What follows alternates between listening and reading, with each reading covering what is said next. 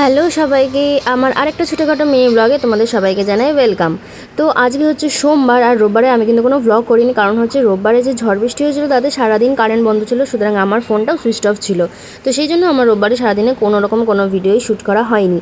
তো আজকে হচ্ছে সোমবার, আর সোমবার সকালবেলা না, এটা দুপুরবেলা, মানে দুপুরবেলাও ঠিক না, বলতে পারো মিডিল টাইম, মানে ওই 10টার দিকে, 10টা সাড়ে 10টা এরকম টাইম হবে। আমরা কিন্তু বেরিয়ে পড়েছি, কলকাতার দিকে রওনা করছি। আর আমরা যাচ্ছি কিন্তু একাই, কারণ মা বাপি দুদিন পরে আসবে, কারণ আমাদের ঘরের ওপরের ঘরে দুটো জানলা বারান্দা এগুলোতে জানলা বসবে, মানে স্লাইডিং ডোর বসবে। তো সেই জন্য মাকে দুদিন, মা বাবিকে দুদিন থাকতে হবে বলে, আর আমাদের যেহেতু কাজ আছে, মানে আমার হাজব্যান্ডের যেহেতু কাজ রয়েছে বলে আমাদের বেরিয়ে আসতে হয়েছে।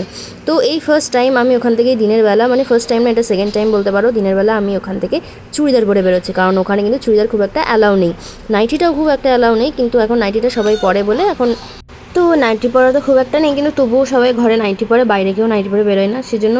আর চুড়িদার পরে যেহেতু সুবিধা হয়, সেজন্য মা বললো, বৌদি বললো যে না, চুড়িদার পরে গেলে কী বললো দরকার নেই। তো সেই জন্য আমি কিন্তু বেরিয়ে পড়েছি চুড়িদার পরে। আর এই ভিডিওটা একটু স্লো মোশন হয়ে গেছে, কিন্তু আমি খেয়াল করিনি, কারণ আমার হাতের ক্যামেরাতে স্লো মোশন ভিডিওটা শ্যুট হয়ে গেছে। তো যাই হোক, তো কালকে কিন্তু সাংঘাতিক পরিমাণে ঝড় হয়েছিল, কিন্তু মেদিনীপুরের সাইডে, মানে আমাদেরটা পশ্চিম মেদিনীপুর, সেখানে এরকম এতটাও বেশি ঝড় হয়নি যেটা আমরা কলকাতার দিকে হয়েছে। মা যেটা আমাকে, যখন মাকে ফোন করলাম, মা বলে প্রচণ্ড পরিমাণে ঝড় বৃষ্টি হচ্ছে এবং কন্টিনিউয়াসলি এখনও স্টিল বৃষ্টি হচ্ছে। কিন্তু এদিকে দেখো আকাশ কিন্তু পরিষ্কার হয়ে গেছে, তোমরা দেখতে পাবে একটু পরে রোদ্দুরও বেরিয়ে গেছে, আমরা কিন্তু রোদ্দুরও দেখতে পেয়েছি, যে রোদ্দুরে একটু হালকা হালকা আভা বেরিয়েছে। তো তারপরে আমরা যখন স্টেশনে চলে এলাম, স্টেশনে কিন্তু গুমগুম, মানে ঝমঝমিয়ে একটা বৃষ্টি নামলো, মানে অনেকবারই বৃষ্টি হয়েছে, প্রায় 3 থেকে 4 বার যতক্ষণ আমরা স্টেশনে বসেছিলাম। আমাদের ট্রেন ছিল বেলা হচ্ছে 12টার দিকে ট্রেন ছিল।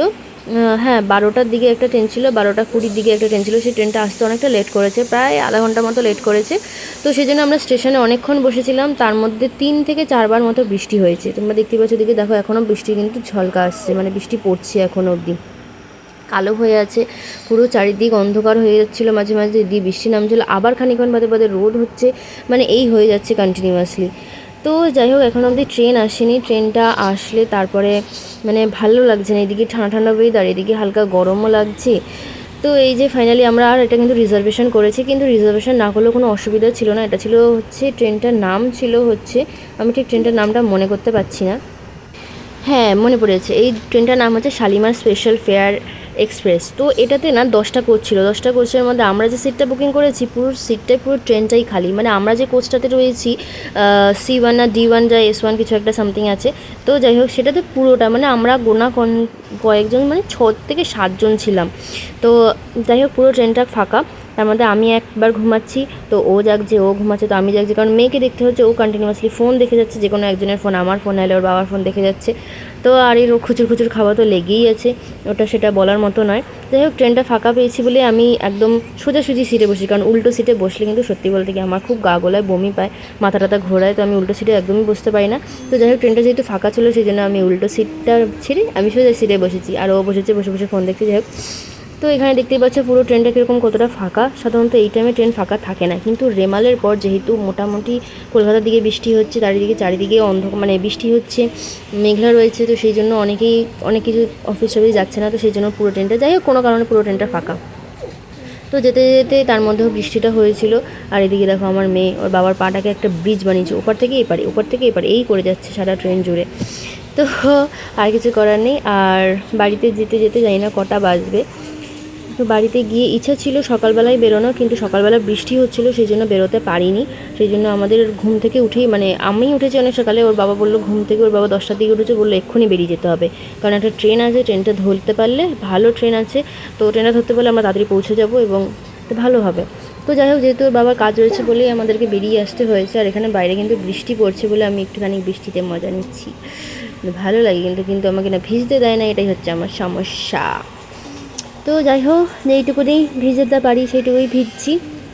তো বাড়িতে গিয়ে কী খাবো, কী রাঁধবো, কী করবো জানি না, তো দেখা যাক, বাড়িতে যাই। কিন্তু বাড়ির অবস্থা খুবই খারাপ। মা যেটা বললো যে চারিদিকে, কলকাতার চারিদিকে জল জমে আছে, মানে চারিদিকেই। তো আমাদের বেহালাটা সব থেকে ফার্স্ট জল জমার আগে, তো সেখানে তো আগে জল জমবে, তারপরে বাকি জায়গাটা জল জমবেই। তো আর যেটা খবরে আমি দেখছিলাম যে পার্ক স্ট্রিট চারিদিকে, মায়েদের খিদিরপুর বাজার, প্রত্যেকটা জায়গাতে জল জমে গেছে এতটাই পরিমাণ। তো যাই হোক, আমরা দেখতে দেখতে আমরা পেরিয়ে চলে এসেছি কোলাঘাট। এটা কিন্তু কোলাঘাটের ব্রিজ। আর যখনই আমি কোলাঘাটের ব্রিজের উপরে যাই, আমাকে তো একটা ভিডিও করতেই হয়, কারণ খুব ভালো লাগে। এখানে জলটা দেখো কতটা ফুলে আছে, মনে হচ্ছে না এক্ষুনি উপরে উঠে আসবে।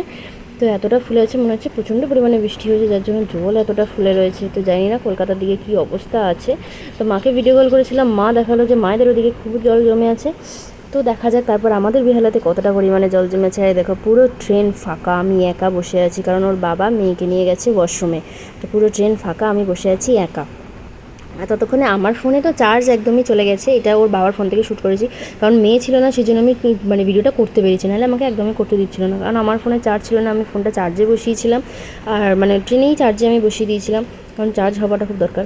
তো যাই হোক, এখানে দেখো মনে হচ্ছে জোয়ার টোয়ার এসছে, পুরো একদম নদী ফদী ফুলে আছে। যাই হোক, তো বাড়িতে পৌঁছে তারপর দেখাচ্ছি তোমাদের কী অবস্থা।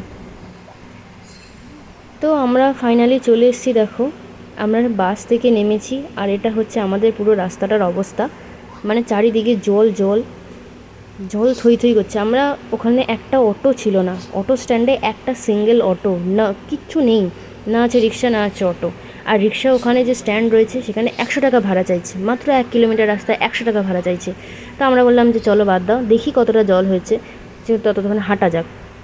তো অর্ধেক রাস্তা আমরা হাঁটছিলাম, হাঁটার পর দেখলাম যে না, সিচুয়েশান এতটাই খারাপ যে এক মুহূর্তের জন্য হেঁটে যাওয়া যাবে না। তার মধ্যে আমাদের সাথে ছিল লাগেজ ব্যাগ, আর তার সাথে রয়েছে মেয়ে, তো কেউ একজন দুটোকেই কোলে নিতে হবে, তো এতটা রাস্তা হেঁটে যাওয়া সম্ভব না। তো এই রিক্সাওয়ালাটা খুব ভালো, যার জন্য আমাদের কাছ থেকে বেশি টাকা নেয়নি, মাত্র 40 টাকায় আমাদের কিন্তু বাড়ি পৌঁছে দিয়েছে। তো এই ভালো ছিল বলে, যাই হোক, একটা রিক্সা ভালো পাওয়া গেছে বলে পুরো রাস্তাটা তোমরা দেখতে পাচ্ছ কী পরিমাণে, সাংঘাতিক পরিমাণে জল জমেছে।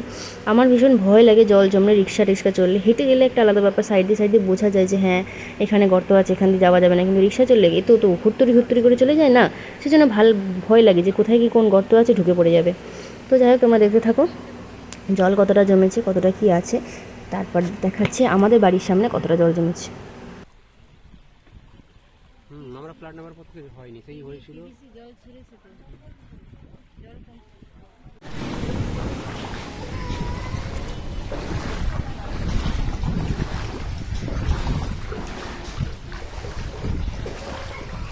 ডুবে যাবি জলে, দাঁড়া,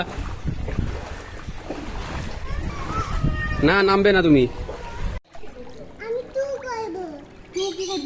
গেছে আমার ফোনটাও, মানে প্রেসারে স্ক্রিন গার্ড, দেখো দুটো এখান থেকে স্ক্র্যাচ। এদের পার্কিং ঢুকে গেছে।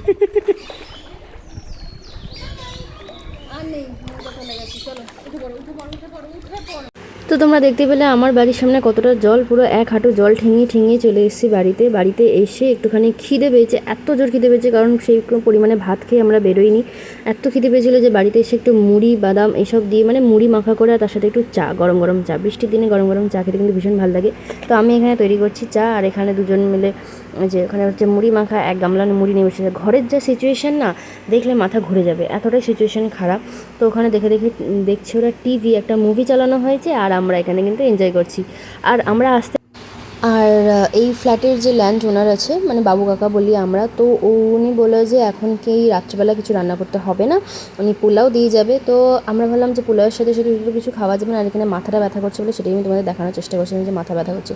তো উনি বললো যে পোলাও দিয়ে যাবো, তো তার সাথে ও বানালো, তো পোলাও দিয়ে যাবে। তো আমরা বললাম শুধু পোলাও কীরকম খাবো, তার সাথে একটু আলুর দম করে নিই। তো ও বলছিল যে মাংস নিয়ে আসবে, কিন্তু আমি বললাম এই ঝড় জল বৃষ্টি, তার মধ্যে 1 হাঁটু জল ঠেঙিয়ে কোন মাংসের দোকান তোমার জন্য খোলা থাকবে। তো সেই জন্য বললো আমি যেখান থেকে বাড়ি নিয়ে আসবো, কিন্তু আলটিমেটলি মাংস পাওয়া গেল না। তো মাংস যেহেতু পাওয়া গেল না, সেই জন্য আর কী করা যাবে, আমি আমার মেয়ের জন্য করেছিলাম একটুখানি অল্প করে সোয়াবিন, কারণ ওকেও তো খাওয়াতে হবে, ও তো পোলাও খাবে না। তো যাই হোক, সেই জন্য ও এখন বসে রেসিপিটা কেন দেখছি, ফোনের রেসিপি দেখে ও করছে আলুর দম, স্পেশাল তড়কাওয়ালা আলুর দম করছে। তো এখানে আমি বসেছি মেয়েকে খাওয়াতে, কারণ মেয়েকে খাওয়াতে লাগবে আমার 1 ঘন্টা টাইম, আর এখানে দেখছি কার্টুন। তো আমি এখানে ভিডিও করছি বলে ও বারবার খালি আমাকে বলছে যে ভিডিওটা কেন করছো। আমি ভিডিওটা করছি, আমার একদম ঘুম পাচ্ছিলো, ভালো লাগছিলো না, মানে শরীরটা একদম ভালো লাগছিলো না। তো যাই হোক, বাইরে রয়েছে একদম পুরো জল, হাঁটু অব্দি জল, আর আমরা ঘরে বসে খাচ্ছি পোলাও আর আলুর দম। তো যাই হোক, আজকের ব্লগটা তোমাদের কীরকম লাগলো আমাকে জানিও। আর তোমাদের সাথে একটা জিনিস আমার শেয়ার করা হয়নি, সেটা হচ্ছে আমাদের বাড়িতে একটা জন্মদিন পার্টি হয়েছিল, কিন্তু সেই ভিডিওটা আমার কিন্তু শেয়ার করা হয়নি, কারণ আমার কাছে সেই ভিডিওটা ছিল না। আমি যখন ওর ফোনে দেখি তখন দেখি যে ও ভিডিওটা শ্যুট করেছিল। তো সেই জন্য ভিডিওটা আমি ভাবছি যে ছোট্ট একটা শর্ট ভিডিওর মতো আমি ছেড়ে দেবো ভিডিওটা। কারণ এখন যদি কোনো ভিডিওর সাথে আমি অ্যাটাচ করি, কারণ আগের যে ভিডিওটা করেছিলাম মানে সেটা হয়েছিল যেদিন ভোট দিতে গেছিলাম সেদিনকে ভিডিওটা ছিল, তো সেটা যদি অ্যাটাচ করি আবার আমাকে রিপোস্ট করতে হবে। তো সেই জন্য ভাবছি যে আমি তোমাদের সাথে একটা ছোট্ট করে শর্ট ভিডিওর মতো ছেড়ে দেবো যে কার বার্থডে হয়েছে, কী হয়েছে না হয়েছে। তো এই যে বসে গেছে এখানে পোলাও, আলুর দমটা দেখছো কী সুন্দর রং এসছে, কষা কষা আলুর দম আর পোলাও খেতে কার না ভালো লাগে। যদি বৃষ্টির দিনে তার মধ্যে কোথা থেকে এসে যদি এরকম সুস্বাদু খাবার পাওয়া যায় তাহলে তো আর বলার মতোই না। তো চলো খাবারটাকে এনজয় করা যাক। আর আজকের ব্লগটা আমি এখানেই শেষ করছি, দেখা হবে তোমার সাথে নেক্সট ব্লগে কিন্তু খুব সুন্দর ব্লগ আসতে চলেছে, কারণ আমাদের ফ্ল্যাটে হচ্ছে পার্টি প্লাস হচ্ছে একটা গৃহপ্রবেশের অনুষ্ঠান। তো এই দুটো ব্লগও তোমাদের সাথে আমি শেয়ার করবো অবশ্যই। তো চলো এখনকার মতো tata, bye bye, good night, দেখা হবে তোমাদের সাথে নেক্সট ব্লগে। আর হ্যাঁ, জন্মদিনের ব্লগটা নয় শর্ট ভিডিও করে আমি তোমাদেরকে অবশ্যই দেখিয়ে দেবো যে কার জন্মদিন হয়েছে। তো চলো টাটা, এখনকার মতো টাটা।